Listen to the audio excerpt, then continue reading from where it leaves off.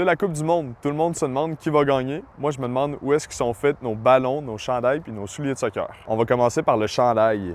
C'est toujours très important d'aller sortir le code HS de la marchandise avant de déterminer dans quel pays on va aller l'acheter parce que ça va venir dicter combien de droits et taxes vont s'appliquer sur le produit. Dans le cas d'un chandail, on peut remarquer qu'il va y avoir 18 % de droits qui s'appliquent à l'importation de la marchandise, sauf que il y a une exception si on fait partie d'un pays qui est dans un accord de libre-échange, comme un accord du libre-échange du CPTPP. Donc, moi, j'irais dans un pays comme le Vietnam parce qu'on va être à l'abri de ces droits et taxes-là, parce que le Vietnam fait partie du CPTPP. Puis sinon, comme option alternative, on a l'Indonésie puis le Bangladesh où est-ce que l'industrie du textile est très forte. Ensuite, on a le ballon de soccer. Le ballon de soccer va avoir aucun droit à l'importation si on vérifie son code HS. Donc, moi, je m'en tiendrais dans des pays où est-ce que l'industrie du plastique, caoutchouc, produit final va être fort. Donc, on va aller voir en Chine, on va aller voir au Pakistan, puis on va aller voir potentiellement en Thaïlande. Pour finir, on a le soulier de soccer.